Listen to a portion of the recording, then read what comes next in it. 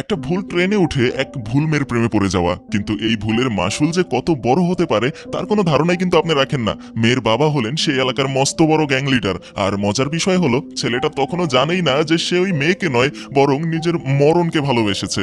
ঠিক এভাবেই একদিন সে ওই মেয়ের বাড়িতে গিয়ে পৌঁছায়, কিন্তু অবাক করা বিষয় হলো সবাই তাকে রাজকীয়ভাবে বরণ করে নেয়। চারপাশে হাসি মুখ, আপ্যায়ন, সম্মান, সবকিছুই যেন স্বপ্নের মতো লাগছিল। অবশ্যই এরপর যে তার জন্য কি অপেক্ষা করছে তা জানতেই আজকে আমি এই পুরো সিনেমার গল্পটা বলবো। কিং খানের এই মজার সিনেমার নাম চেন্নাই এক্সপ্রেস। তো চলুন ডুব দেওয়া যাক আজকের গল্পের গভীরে। শুরুতেই আমাদেরকে আমাদের লিড ক্যারেক্টার রাহুলের সাথে পরিচয় করানো হয়। বয়স 40 হয়ে গেছে, কিন্তু মনে মনে এখনো সে টকবগে যুবক। আজ তার দাদা মশাইয়ের 100তম জন্মদিন, আর সেই উপলক্ষে তার দুই বন্ধু ববি আর সেলিম পরিকল্পনা করে রেখেছে সবাই মিলে গোয়াতে ছুটি কাটাতে যাবে। গোয়া মানেই তো আনন্দ ফুর্তি সমুদ্র, কিন্তু দাদা মশাই তার এই 100তম জন্মদিনের বিশেষ দিনে এসেই পটল তুলেন। আর এই ঘটনায় রাহুলকে পড়তে হয় এক মহা ঝামেলায়। দাদার অন্ত্যেষ্টিক্রিয়া শেষে তার দাদি নির্দেশ দিলেন এই চিতাভস্য যেন রামেশ্বরমে বিসর্জন দেওয়া হয়। রাহুল দাদিকে না বলতে পারলো না, কিন্তু বন্ধুরাও তো গোয়া যাওয়ার জন্য পাগল। তখন রাহুল এক অদ্ভুত ফোন দিয়ে আটলো। সে চেন্নাই এক্সপ্রেস ট্রেনে চেপে দাদিকে বোঝাবে যে সে রামেশ্বর যাচ্ছে, কিন্তু আসলে সে মাঝপথেই নেমে গিয়ে বন্ধুদের সাথে গোয়া পালিয়ে যাবে। প্ল্যান মাফিক কাজও চলছিল, কিন্তু ওই যে বলে না, অতিরিক্ত চালাকির ফল হিতে বিপরীত হয়। চেন্নাই এক্সপ্রেসের কামরায় চড়ে রাহুল মাঝপথে নেমে তো গেল, কিন্তু আনন্দের চোটে তার দাদার সেই চিতাভস্যের ব্যাগটা ট্রেনের মধ্যে রেখেই নেমে পড়েছে। যখন বন্ধুদের সাথে তার দেখা হয়, রাহুলের খেয়াল হলো সেই ব্যাগটার কথা। তখন তো মাথায় একদম বাজ পড়ার মতো দশা। তড়িঘড়ি করে ট্রেন থামার আগেই সে আবার লাফিয়ে উঠলো কামরায়। ব্যাগটা উদ্ধার করলো ঠিকই, কিন্তু যখন সে ট্রেন থেকে নামতে যাবে তখনই দেখলো এক সুন্দরী মেয়ে প্রাণপণ দৌড়ে ট্রেন ধরার চেষ্টা করছে।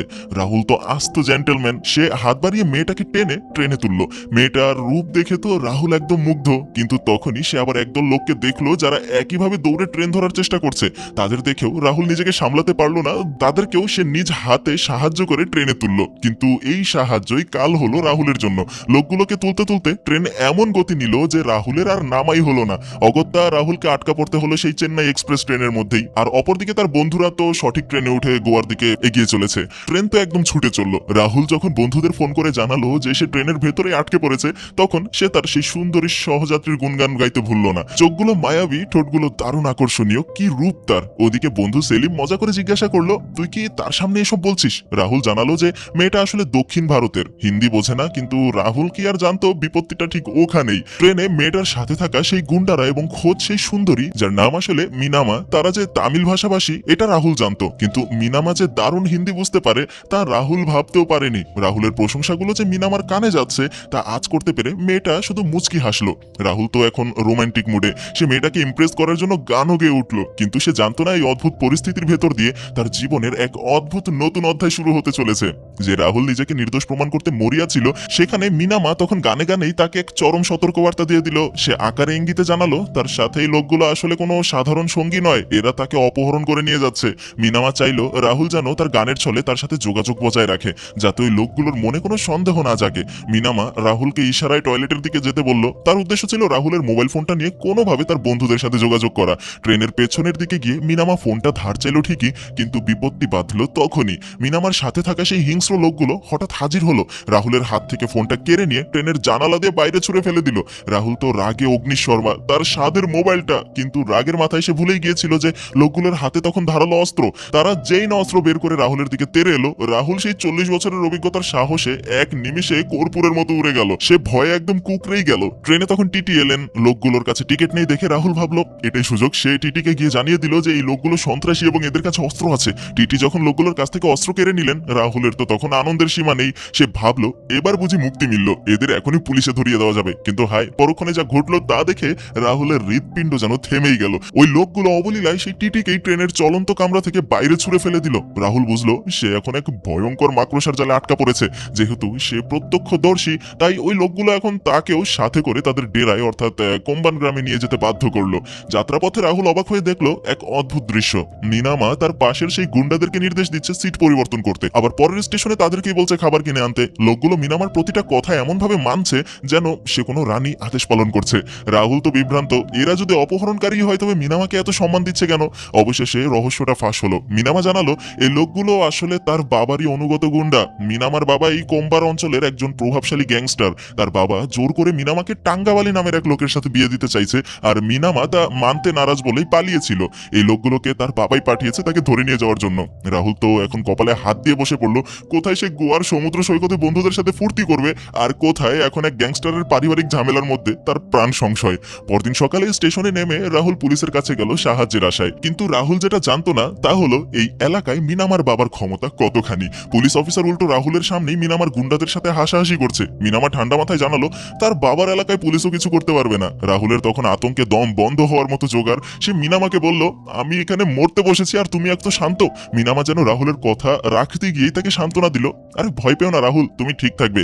কিন্তু রাহুল তখন ঘোর আতঙ্কে। সে মিনামাকে রীতিমতো কালো বিড়াল বা অপয়া বলে গালি দিল।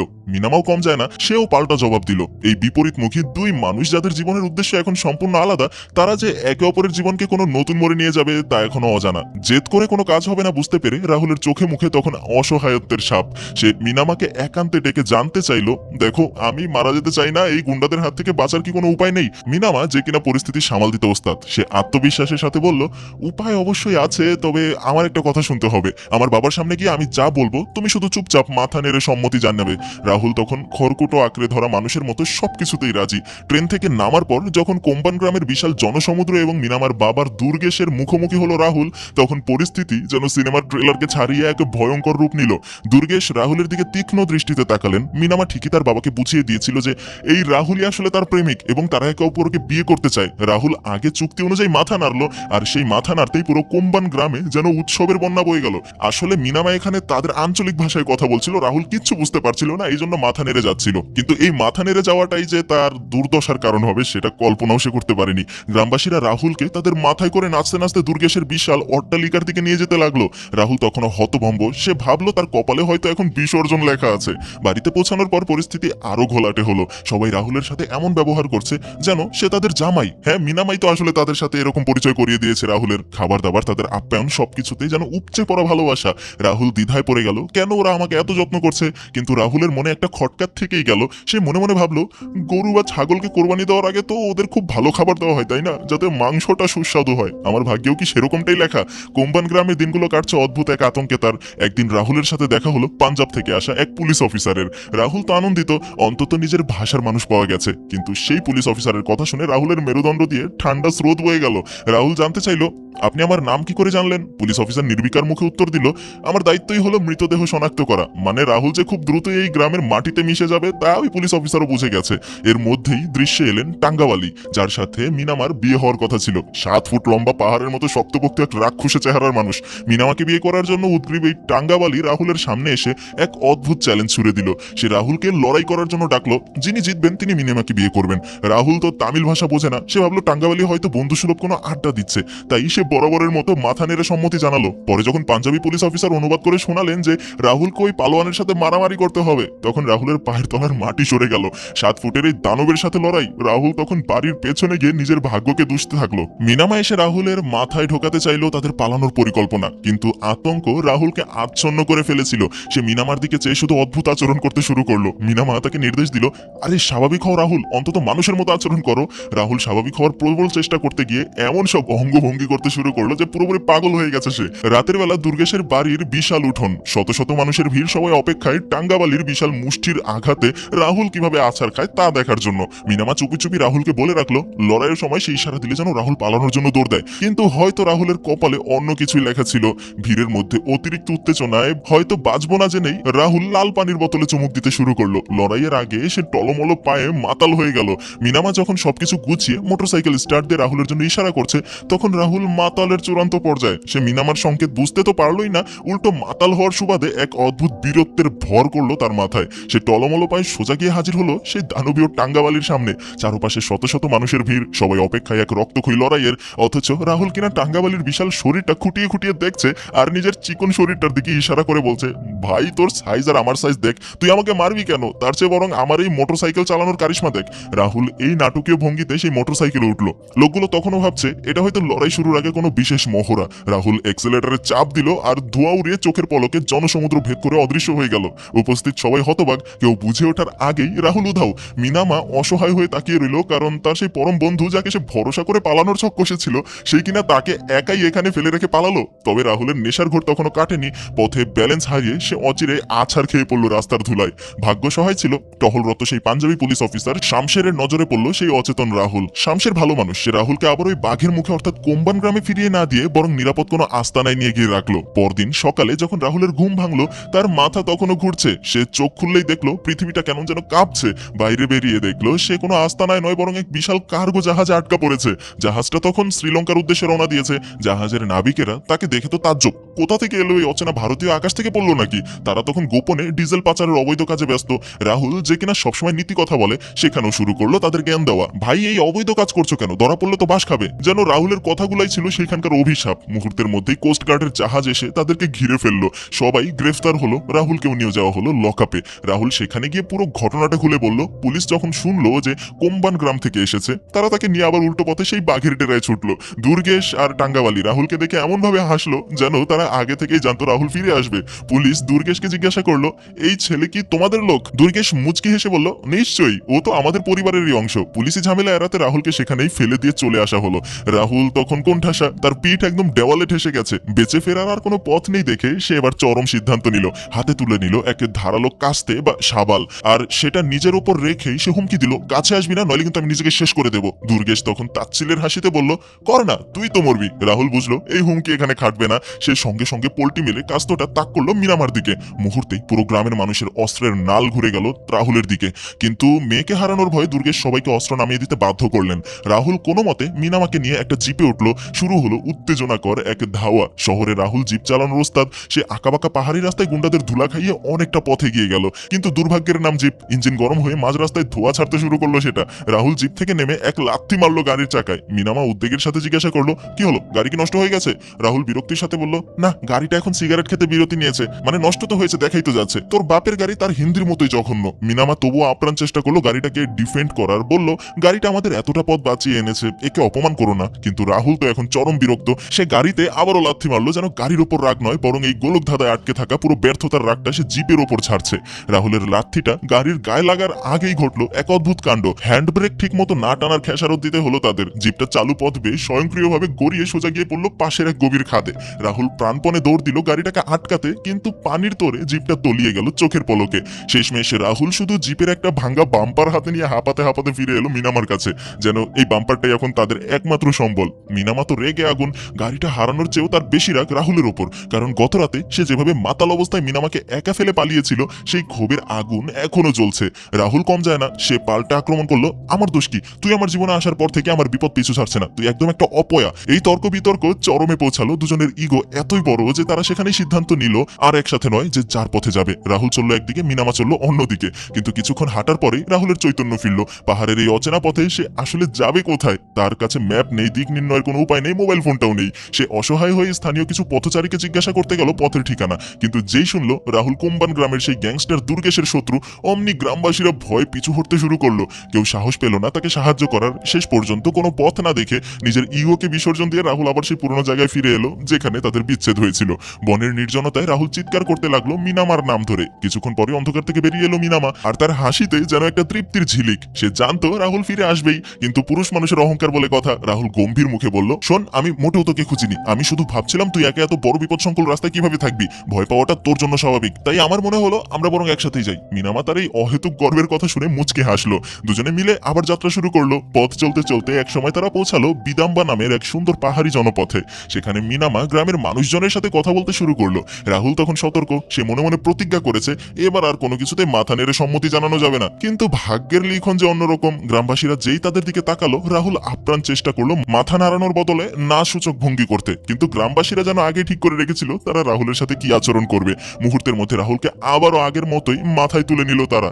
আবারও সেই একই চিত্রনাট্য। রাহুলকে রাজার হালে এক বাড়িতে নিয়ে যাওয়া হলো। চলছে এলাহি কাণ্ড কারখানা। রাহুল এবার মেজাজ হারিয়ে মিনামাকে কোণঠাসা করে বলল, এবার তুই কি বলেছিস ওদের? আবার কি মিথ্যা কথা ঢুকিয়েছিস মানুষের মাথায়? মিনামা শান্ত স্বরে জানালো, আমি বলেছি আমরা প্রেমিক প্রেমিকা, পালিয়ে বিয়ে করেছি। আমি ওদের বলেছি রাহুল আমাকে প্রচন্ড ভালোবাসে এবং সে আমাকে কোনোদিন ছেড়ে যাবে না। রাহুলের তখন মাথায় হাত। সে আপ্রাণ চেষ্টা করছে সবাইকে বোঝাতে যে এটা ডাহা মিথ্যা কথা। সে মাথা নেড়ে না বোঝানোর চেষ্টা করছে, কিন্তু গ্রামবাসীদের চোখে রাহুল এখন মহান প্রেমিক, যে কিনা তার প্রেমিকাকে আগলে রাখতে সদা প্রস্তুত।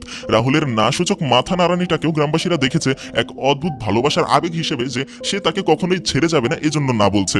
মিনামা গ্রামবাসীদের কাছে তাদের প্রেমের গল্পটা এমন ভাবে সাজিয়েছে যে মনে হচ্ছে কোনো বড় মাপের সিনেমার চিত্রনাট্য।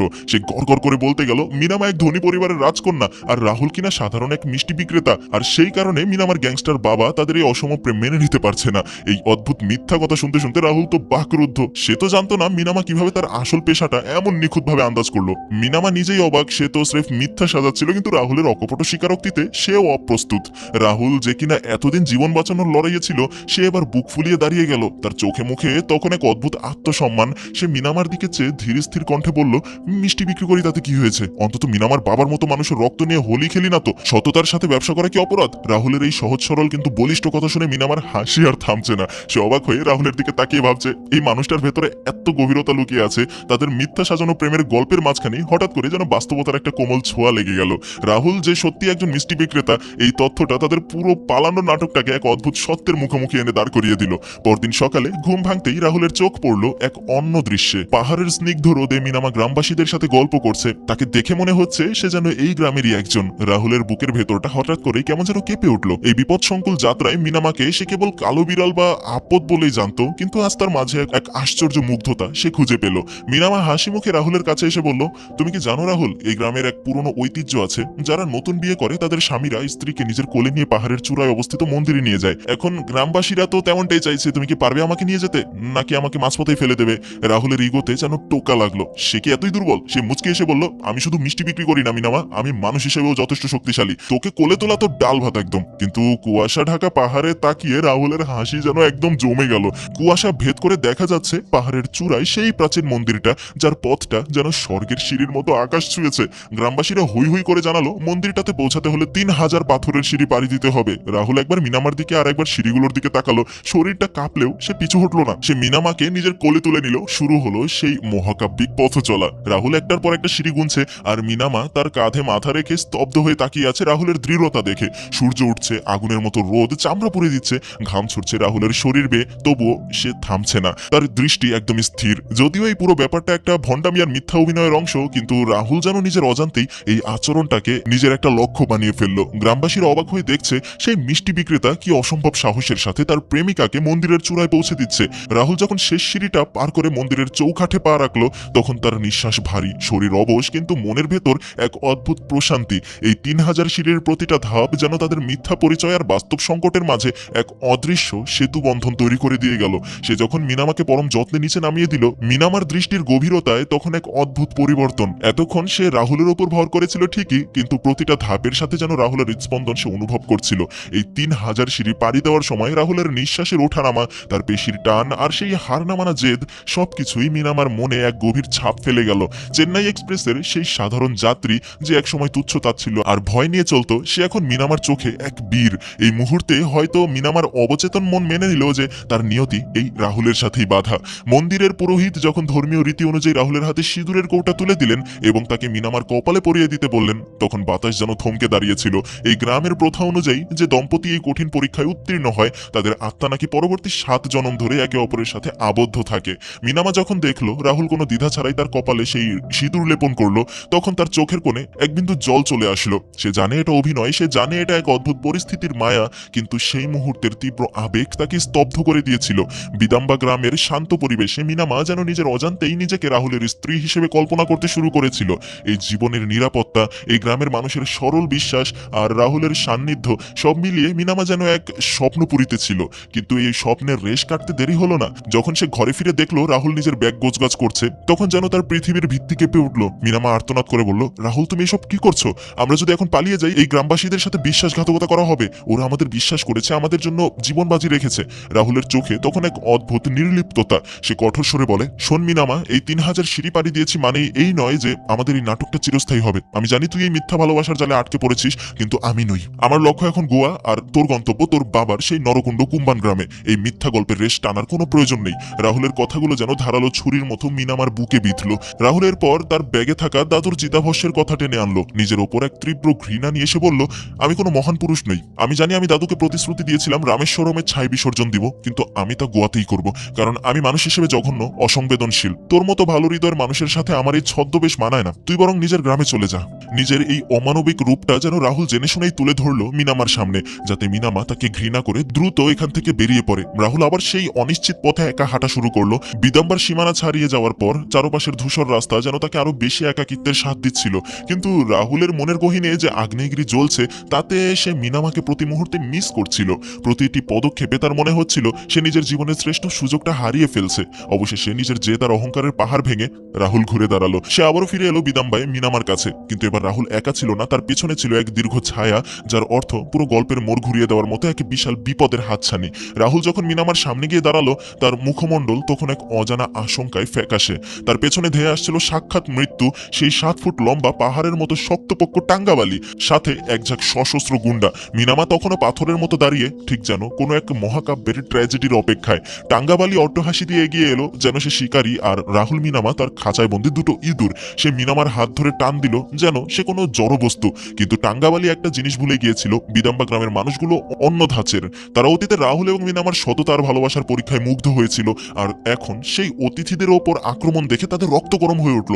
সাধারণ কৃষকদের হাতে থাকা লাঠি আর কুঠারগুলো যেন মুহূর্তের মধ্যে তরোয়ালের মতো ধারালো হয়ে উঠল। টাঙ্গাবালি হুঙ্কার দিয়ে বলল, পচ্ছার, জানিস না কার সাথে পাঞ্জা লড়ছিস? গ্রামের বয়োজ্যেষ্ঠ এক ব্যক্তি শান্ত কিন্তু বজ্রকঠিন স্বরে উত্তর দিলেন, আমরা দক্ষিণ ভারতের মানুষ, আমরা যেমন ভদ্রচিত অতিথেয়তায় বিশ্বাসী, তেমন অন্যায়ের বিরুদ্ধে গর্জে উঠতেও জানি। তুই যদি ভালো হোস আমরা তোর জন্য জান দেব, আর যদি আমাদের অতিথিদের গায়ে হাত দিস তবে আমাদের চেয়ে খারাপ আর কেউ হবে না। শুরু হলো এক প্রবল সংঘর্ষ, গ্রামের সাধারণ মানুষের সাথে সেই গ্যাংস্টারের পেশাদার গুন্ডাদের এক অসম লড়াই। কেউ একজন রাহুলের দিকে চাবির গোছা ছুড়ে দিয়ে চেঁচিয়ে বলল, পালা রাহুল, গাড়ি নিয়ে বেরিয়ে যা, এই গুন্ডাদের দায়িত্ব আমাদের। রাহুল আর দেরি করলো না, সে দ্রুত গাড়ির দরজা খুলে মিনামাকে ডাকলো, কিন্তু মিনামা মুহূর্তের জন্য গাড়িতে না উঠে দৌড়ে ঢুকে পড়লো তাদের সেই ঘরে।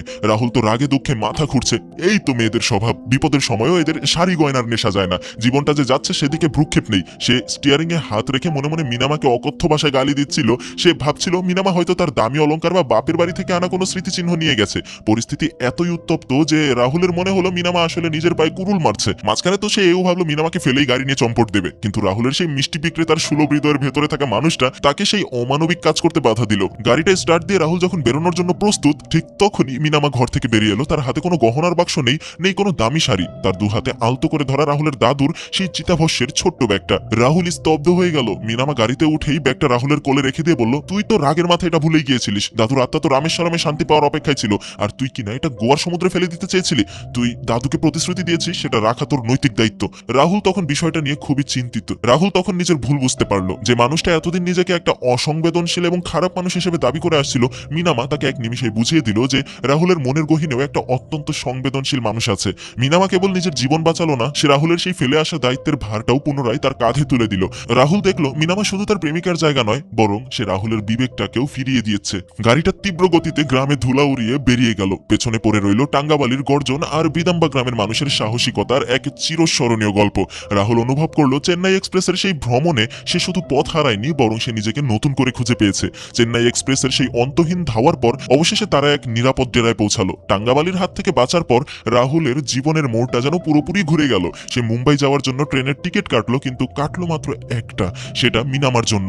রাহুলের জেদ তখন পুরোপুরি উবে গেছে। সে নিজের ভেতরে কুটিলতার অসংবেদনশীলতা আবরণটা খসিয়ে ফেলে যেন এক নতুন মানুষ হয়ে উঠেছে। সে মিনামার দিকে টিকিটটা বাড়িয়ে দিয়ে শান্ত কণ্ঠে বলল, তুই মুম্বাই চলে যা, আমি একা রামেশ্বরমে যাব। দাদুর শেষ ইচ্ছাটা পূরণ করা আমার নৈতিক দায়বদ্ধতা। আমি নিজেকে যতটা খারাপ বলেছিলাম বোধহয় আমি ততটা খারাপ নই। মিনামা রাহুলের মুখের দিকে তাকালো, সেই চোখে তখন আর ভয় নেই, আছে এক গভীর তৃপ্তি। সে আলতো করে হাসলো। রাহুল যখন নিজেকে অপরাধী সাব্যস্ত করে নিজের দিকে তিরস্কারের আঙুল তুলছিল, মিনামা তখন তার হাত থেকে মুম্বাইয়ের সেই টিকিটটা ছিনিয়ে নিল।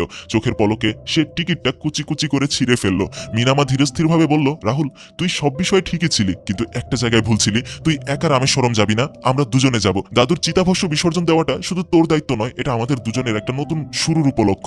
রাহুল স্তব্ধ হয়ে দাঁড়িয়ে রইল। সে বুঝতে পারলো নিয়তি কেন তাকে ভুল ট্রেনে তুলেছিল, কেন মিনামার মতো একটা ঝড়ের মতো মেয়েকে তার জীবনের পাতায় নিয়ে এসেছিল। পরদিন ভোরে রামেশ্বরমের সেই সমুদ্র সৈকতে রাহুল যখন হাঁটছে, তখন চারপাশটা যেন এক অদ্ভুত নিস্তব্ধতায় মোড়া। সমুদ্রের গর্জন আর দিগন্তের লাল সূর্যোদয় সবকিছু মিলেমিশে যেন এক সুন্দর পরিবেশ তৈরি করেছে। রাহুল তার হাতের সেই ব্যাগের চিতাভস্য পরম শ্রদ্ধায় সমুদ্রের নীল জলে ভাসিয়ে দিল। রাহুল ভাবলো গোয়ার সেই উজ্জ্বল হৈহুল্লোর সৈকতে সে দাদুর চিতাভস্য ফেলতে চেয়েছিল, যেখানে শুধুই আনন্দ আর ফুর্তি। কিন্তু রামেশ্বরমের এই সমুদ্রের নোনা জলে সে খুঁজে পেল এক গভীর প্রশান্তি। এই চিতাভস্য বিসর্জনের সাথে সাথেই যেন রাহুলের জীবনের সমস্ত অস্থিরতা মুছে গেল। চেন্নাই এক্সপ্রেস তাকে শুধু এক জায়গা থেকে অন্য জায়গায় নেয়নি, তাকে পৌঁছে দিয়েছে তার নিজের হৃদয়ের এক অজানা ঠিকানায়। রাতের আকাশ তখন তারার মেলায় মুখরিত। রামেশ্বরমের এক ছোট্ট সরাইখানায় বসে তারা দুজনে শেষবারের মতো গল্প করছিল। কাল ভোরেই তাদের পথ আলাদা হয়ে যাবে। মিনামা ঠিক করেছে সে পুনে চলে যাবে তার বন্ধুর কাছে নতুন করে করে জীবন শুরু করতে। আর রাহুল ফিরে যাবে মুম্বাইয়ে, তাদের সেই পারিবারিক মিষ্টির দোকানের জরাজীর্ণ গলিতে। কথাগুলো বলতে গিয়ে দুজনের গলায় যেন ভারী হয়ে আসছিল। অজানায় তারা একে অপরের জীবনের এত গভীর অংশে মিশে গিয়েছিল যে বিচ্ছিন্ন হওয়াটা এখন এক যন্ত্রণাদায়ক অনুভূতির মতো লাগছে। সরাইখানার আলোটা মৃদু কাঁপছিল, আর বাইরের সমুদ্রের ঢেউয়ের শব্দ যেন তাদের হৃৎস্পন্দনের তালের লয় মনে করিয়ে দিচ্ছিল। রাহুল অনেকবার চেষ্টা করলো কোনো রসিকতা করে পরিবেশটাকে হালকা করতে, কিন্তু তার গলার স্বর জড়িয়ে আসছিল। মিনামা জানালা দিয়ে বাইরের অন্ধকারের দিকে তাকিয়ে বলল, আমাদের দেখা কি আর হবে রাহুল? রাহুল কোনো উত্তর দিল না। সে জানতো জীবন কোনো সিনেমার চিত্রনাট্য নয় যে সবসময় হ্যাপি এন্ডিং হবে। তারা এমন এক মোড়ে দাঁড়িয়েছে যেখানে পিছু ফেরার উপায় নেই, আবার সামনে এগোনোর সাহসটুকুও একে অপরকে ছাড়া যেন ফিকে হয়ে আসছে। সেই রাতে বিদায়ের আগে নীরবতাই যেন তাদের সম্পর্কের সবচেয়ে দীর্ঘ এবং অর্থপূর্ণ সংলাপ হয়ে উঠল।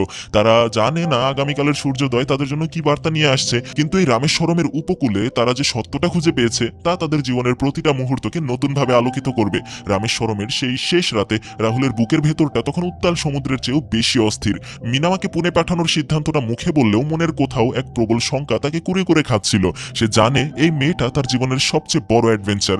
রাহুল ভাঙ্গা গলায় মিনামাকে বোঝাতে চাইল, মিনামা, পুনে তো অনেক দূর, ওখানে তুই যদি আবার ধরা পড়িস, তোর বাবার সেই দীর্ঘ হাত তো মুম্বাই পর্যন্ত পৌঁছাতে পারে। তার চেয়ে বরং আমার সাথে তুই মুম্বাই চল, আমাদের সেই ঘিঞ্জি গলির মিষ্টির দোকানে অন্তত আমার চোখের সামনে থাকবি। মিনামা রাহুলের চোখের দিকে তাকালো, সেখানে ভয় নেই, আছে গভীর এক সুরক্ষার আকাঙ্ক্ষা। মিনামা মৃদু হেসে প্রশ্ন করলো, আর যদি তোর বাবা বা প্রতিবেশীরা জানতে চায় আমি কে, কি সম্পর্ক আমাদের, তখন কি বলবি? রাহুল আমতা আমতা করে থমকে গেল। সে তো জানে না এই প্রশ্নটার উত্তর তো আসলে তাদের দুজনেরই অজানা। রাহুল চুপ করে যাওয়ায় মিনামা এক দীর্ঘশ্বাস ফেলে বলল, আমার জন্যই তুই বিপদে পড়েছিস রাহুল। আমি চাই না তোর এই শান্তিপূর্ণ জীবনে আমি কোনো আগ্নেয়গিরি হয়ে থাকি। আমি পুনেই যাব। পরদিন সকালে ট্রেন ছাড়লো। কামরাটা যেন শ্মশানের মতো নিস্তব্ধ। জানালার বাইরে অতিক্রান্ত হতে থাকা গাছপালাগুলো দেখে যেন চোখের কোণটা ঝাপসা হয়ে আসছিল। ক্লান্তিতে মিনামা রাহুলের কাঁধে মাথা রেখে ঘুমিয়ে পড়েছে। রাহুলের মনে হলো এটাই কি শেষ? এরপর কি তারা আর কোনোদিন একে অপরের চোখের দিকে তাকাতে পারবে? তার হাতের মুঠোয় তখন এক অদম্য জেদ দানা বাঁধছে। সে মিনামাকে তার বাপের সেই বাঘের মুখে ঠেলে দিয়ে নিজের জীবন শান্তিতে কাটাতে পারবে না। সে ট্রেনের রুট বদল করে নিল। সে জানতো না কোথায় যাচ্ছে, শুধু জানতো তাকে যেতেই হবে কোম্বান গ্রামে। যখন ট্রেনটা কোম্বান স্টেশনে থামলো, মিনামা ঘুম থেকে জেগে উঠে দেখলো তারা কোথায় দাঁড়িয়ে। তার চোখ দিয়ে তখন বিস্ময়ের জল। সে ফিসফিস করে বলল, রাহুল, তুই এটা কি করলি? তুই কেন আবার এখানে ফিরে এলি? রাহুল কোনো উত্তর দিল না। সে জাস্ট হেঁটে অট্টালিকার সেই চেনা সিংহদ্বারে গিয়ে দাঁড়ালো। দুর্গেশ আর তার দলবল রাহুলকে দেখে যেন বিশ্বাস করতেই পারছিল না। তারা ভাবলো এ তো নিজের জীবনে মরণকে ডেকে এনেছে। পুরো গ্রাম থমকে গেল। দুর্গেশ বারান্দায় এসে দাঁড়ালেন, তার হাতে সেই চেনা ভয়ঙ্কর আভিজাত্য। মিনামা যখন অনুবাদের জন্য এগিয়ে এলো, রাহুল তার হাত আলতো করে সরিয়ে দিল। সে শান্ত কিন্তু দৃঢ় গলায় বলল, না মিনামা, আজ কোনো অনুবাদকের প্রয়োজন নেই। আজ আমরা মুখোমুখি কথা বলবো, দুই পুরুষ, দুই দৃষ্টিভঙ্গি। রাহুল এগিয়ে গেল দুর্গেশের সামনে। সে কোনো অস্ত্র নিল না, নিল এক বুক সাহস। রাহুল দুর্গেশের চোখের দিকে সরাসরি তাকিয়ে বলতে শুরু করলো, আপনি এই অঞ্চলের সম্রাট, আপনাকে মানুষ ভয় পায়, সম্মান করে, এটা নিঃসন্দেহের দারুণ এক অর্জন। কিন্তু এই ভয় আর সম্মানের মধ্যে যে এক বিশাল ব্যবধান আছে, সেটা কি কখনো ভেবেছেন? আপনার এই অসীম ক্ষমতার দাপট কি মিনামার হৃদয়ে ভালোবাসা জাগাতে পেরেছে, নাকি কেবল শূন্যতা তৈরি করেছে? দুর্গেশ স্তব্ধ হয়ে রাহুলের কথাগুলো শুনছিলেন। রাহুল থামলো না। সে আরো বলল, একজন মানুষের ক্ষমতা তার তরোয়ারে নয়, তার ভালোবাসা দেওয়ার শক্তিতে। মিনামা আপনার মেয়ে, আপনার সম্পদ নয়। আপনি কি সত্যি চান আপনার এই সাম্রাজ্য একদিন আপনার মেয়ের অভিশাপে ধ্বংস হয়ে যাক? আপনার এই কঠোরতা আসলে আপনাকে কি দিল? রাহুলের প্রতিটি কথা যেন দুর্গেশের পাষাণ হৃদয়ে সূক্ষ্ম এক ফাটল ধরতে শুরু করলো। রাহুলের কণ্ঠস্বর তখন পুরো গ্রামের বাতাসে প্রতিধ্বনিত হচ্ছে। সে আর মিষ্টি বিক্রেতা রাহুল নেই, সেই তখন এক অকুতভয় যোদ্ধা, যে কিনা তরোয়ারের চেয়েও শক্তিশালী শব্দের অস্ত্র ব্যবহার করছে। রাহুল দুর্গেশের একদম নাকের ডগায় আঙুল তুলে বলতে লাগলো, আপনি দম্ভ করছেন আপনার ক্ষমতা নিয়ে। এই বিশাল কোম্বান গ্রামের সবাই আপনার পদলোপন করে, কিন্তু একবার ভেবে দেখেছেন এই ভয়ের আড়ালে আপনার মেয়ের মনে কি জ্বলছে? একজন পিতা হিসেবে আপনার দায়বদ্ধতা কি শুধুই তাকে একটা বিয়ে দিয়ে বিদায় করা? মিনামার প্রতিটা অশ্রুবিন্দুতে আপনার ব্যর্থতার ছাপ স্পষ্ট। আপনি নেতা হিসেবে হয়তো সফল, কিন্তু পিতা হিসেবে আপনি জিরো, একদম গোল্লা। পুরো ভিড় তখন পিনপতন নিরাপত্তায় ডুবে আছে। রাহুল থামলো না। সে আরো উচ্চস্বরে বলে উঠল, ৬৬ বছর হয়ে গেল ভারত স্বাধীন হয়েছে, অথচ আপনার এই গ্রাম যেন সেই মধ্যযুগীয় অন্ধকারে আটকে আছে। মিনামা বা এই গ্রামের কোনো মেয়ে কি সত্যি স্বাধীন? তাদের ইচ্ছা, মৃত্যু, তাদের স্বপ্ন সবকিছুই কি আপনাদের সেই বন্দুকের নলের ডগায় বন্দী? এই যে এত ক্ষমতা, এত দাপট, সবই তো মিথ্যা। আসল ক্ষমতা তো মানুষের মন জয় করায়, ভয় দেখানোতে নয়। দুর্গেশের মুখের রেখাগুলো শক্ত হতে শুরু করলো। ক্রোধ আর বিস্ময়ের মিশ্রণে তার চোখ লাল হয়ে উঠেছে, কিন্তু রাহুলের সত্য কথাগুলো যেন তার বুকে তীরের মতো বিচ্ছে। রাহুল তখন পাশ ফিরে তাকালো টাঙ্গাবালির দিকে, সেই বিশাল দানব যার প্রতিটা পেশি যেন হিংস্রতায় ভরা। রাহুল তার ক্ষুদ্র অবয়ব নিয়ে বিশাল টাঙ্গাবালির সামনে গিয়ে বুক টান করে দাঁড়ালো, তার চোখে এক অদ্ভুত আগুনের ঝিলিক। রাহুল দাঁতে দাঁত চেপে বলল, দেখতে তো পাহাড়ের মতো বিশাল, কিন্তু তোর ওই বুকের ভেতরটা একটা জোনাকির চেয়েও ক্ষুদ্র। মিনামাকে জয় করবি বলে শক্তি দেখাচ্ছিস, এটা ভালোবাসা নয়, এটা তোর ক্ষুদ্রতা। রাহুলের চ্যালেঞ্জ তখন তুঙ্গে, সে চারপাশে তাকিয়ে হুঙ্কার দিয়ে বলল, আজকে তোরা আমাকে শেষ করতে চাস, কর, আমি তৈরি। টাঙ্গাবালি তুই একা কেন, পুরো কোম্বান গ্রাম যদি আজ আমার বিরুদ্ধে দাঁড়ায় আমি তাও পিছু হাঁটবো না। মিনামার সম্মানের জন্য, ওর স্বাধীনতার জন্য আমি আমার শেষ রক্তবিন্দু দিয়ে লড়তে রাজি। মিনামা রাহুলের এই তেজদীপ্ত রূপ দেখে আবেগে ভাসছিল, তার চোখে আনন্দ অশ্রু, কিন্তু সেই আনন্দ মুহূর্তে আতঙ্কে রূপ নিল। সে দেখলো রাহুলের পেছনে থাকা কিছু দুষ্কৃতিকারী গুন্ডা নিঃশব্দে এগিয়ে আসছে, তাদের হাতে ধারালো অস্ত্র। তারা কোনো সম্মানের লড়াইয়ে বিশ্বাসী নয়, তারা চায় রাহুলকে শেষ করে দিতে। মিনামা চিৎকার করে উঠলো, কিন্তু দেরি হয়ে গেছে। দুর্গেশের সেই অন্ধ অনুগত গুন্ডারা রাহুলের ওপর ঝাঁপিয়ে পড়ল। নিমিষেই শুরু হলো এক চরম বিশৃঙ্খলা। একদিকে রাহুলের একার লড়াই, অন্যদিকে দুর্গেশের সাম্রাজ্যের সেই নিষ্ঠুর পেশাদার গুন্ডারা। রাহুল কোনো আগ্নেয়াস্ত্র ছাড়াই কেবল মিনামাকে বাঁচানোর জন্য আদম্য জেদ নিয়ে তাদের মোকাবেলা করতে শুরু করলো। কোম্বানের ধুলি মলিন উঠানে তখন ন্যায় আর অন্যায়ের এক রক্তক্ষয়ী যুদ্ধের সূচনা হলো, যেখানে রাহুলের জয়ী হওয়া মানে কেবল নিজের জীবন বাঁচানো নয়, বরং মিনামার হৃদয়ে এক নতুন স্বাধীনতার পতাকা উড়িয়ে দেওয়া। মিনামা তখন বাবার হাতের মুঠোয় বন্দি, তার চোখ দিয়ে অঝরে জল পড়ছে, আর চোখের সামনে রাহুলকে গুন্ডারা ঘিরে ধরে একের পর এক আঘাত করছে। রাহুল রক্তাক্ত, ক্ষত বিক্ষত, কিন্তু তার চোখের দৃষ্টিতে হার না মানা একটা জেদ। সে মাটিতে লুটিয়ে পড়ছিল ঠিকই, কিন্তু পরক্ষণেই উঠে দাঁড়ালো। সে যেন মনে মনে শপথ করেছে, একজন সাধারণ মানুষের শক্তির ক্ষমতা কতখানি তা আজ আমি দেখিয়েই দেব। মাটিতে পড়ে থাকা এক বিশাল কোদাল তুলে নিল রাহুল, ওটাকেই বানিয়ে ফেললো তার তরোয়ার। শুরু হলো এক অসম লড়াই, একে একে সব গুন্ডা মাটিতে লুটিয়ে পড়তে লাগলো। কিন্তু আসল চ্যালেঞ্জটা তখনও বাকি, সেই বিশাল দানব টাঙ্গাবালি। সে যখন যুদ্ধের ময়দানে নামলো, তখন লড়াইটা আর কোনো মারামারি রইল না, ওটা হয়ে দাঁড়ালো বেঁচে থাকার শেষ সীমানা। রাহুল আর টাঙ্গাবালির মধ্যে কোনো প্রতিরক্ষা নেই, শুধু আক্রমণ আর পাল্টা আক্রমণ। টেবিল চেয়ার, হাড়ি পাতিল, এমনকি জ্বলন্ত স্টোভ যা হাতের কাছে পেল রাহুল, তা দিয়েই আঘাত করলো সে দানবটাকে। টাঙ্গাবালির শরীর থেকে রক্ত ঝরছে, কিন্তু সে থামছে না। শেষে রাহুল এক লাফ দিয়ে টাঙ্গাবালির ওপর ঝাঁপিয়ে পড়ে তাকে নিজের আয়ত্তে নিয়ে নিল। মুহূর্তের জন্য স্তব্ধ হয়ে গেল কোম্বান গ্রাম। রাহুল তরোয়ার নামিয়ে দুর্গেশের দিকে তাকালো, তার চোখে কোনো হিংসা ছিল না, ছিল এক বিজয়ী বীরের প্রশান্তি। সে প্রমাণ করে দিয়েছে শক্তির চেয়ে সাহসের জোর অনেক বেশি। আহত টাঙ্গাবালি তখন হাঁটু গেড়ে বসে পড়লো, তার বিশাল অহংকার চূর্ণ হয়ে গেছে। সে হাঁপাতে হাঁপাতে বলল, আমার শরীরটা বড় হতে পারে, কিন্তু তোর সাহসের কাছে আমি হার মানলাম রাহুল। দুর্গেশ এগিয়ে এলেন রাহুলের সামনে। এতদিন যে পাথর জমেছিল তার বুকে, রাহুল সেই আত্মত্যাগের আগুনে তা গলে জল হয়ে গেল। তিনি হাত বাড়িয়ে দিয়ে বললেন, আজ তুই প্রমাণ করেছিস তুই শুধু একজন মিষ্টি বিক্রেতা নস, তুই একজন সত্যিকারের বীর। আমার মেয়েকে পাওয়ার অধিকার তোরই আছে। রাহুলের মুখে তখন তৃপ্তির হাসি। মিনামা দৌড়ে এলো রাহুলের কাছে, দুজনের চোখের ভাষায় তখন হাজার কথা বলা হয়ে গেছে। মিনামা কাপা গলায় জিজ্ঞাসা করলো, রাহুল, রামেশ্বরমে যখন আমরা ছিলাম তখনই তো তুই আমাকে বলতে পারতিস, কেন এত কাণ্ড করলি? রাহুল মিনামার চোখের দিকে তাকিয়ে মিষ্টি হেসে সেই বিখ্যাত ডায়লগটি দিল, don't under estimate the power of a common man. Rahul সেখানেই মিনামাকে প্রেমের প্রস্তাব দিল, আর মিনামা মাথা নেড়ে তার ভালোবাসা গ্রহণ করলো। কোম্বানের সেই রক্তমাখা উঠানেই তারা একে অপরকে জড়িয়ে ধরলো। রাহুল তখন আবেগমাখা কণ্ঠে বলল, আমাদের ভারতে 665টা ভাষা থাকতে পারে, কিন্তু প্রেমের কোনো ভাষা নেই। প্রেম মানেই হচ্ছে একে অপরকে বোঝা।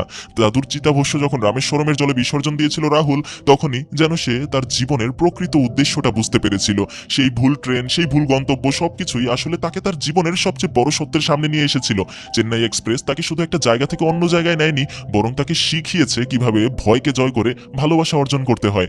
রাহুল বুঝতে পারলো, সব ভুলের পেছনেই হয়তো কোনো না কোনো মহান উদ্দেশ্য লুকিয়ে থাকে। সূর্যের আলোয় চিকচিক করা সেই কোম্বান গ্রাম যেন সাক্ষী হয়ে উঠল এক মিষ্টি বিক্রেতার বীরত্বের আর অসম প্রেমের পূর্ণতায়। এভাবেই শেষ হলো রাহুলের জীবনের সেই অবিশ্বাস্য রোমাঞ্চকর একটা অধ্যায়। সিনেমার মূল শিক্ষা হলো, সমস্যা থেকে পালিয়ে বাঁচা যায় না, তাকে সাহসের সাথে মোকাবেলা করতে হয়। রাহুল এবং মিনামা যদি পালিয়ে বেড়াতো তবে সমস্যার সমাধান হতো না, জীবনে সবসময় একটা ভয় কাজ করতো।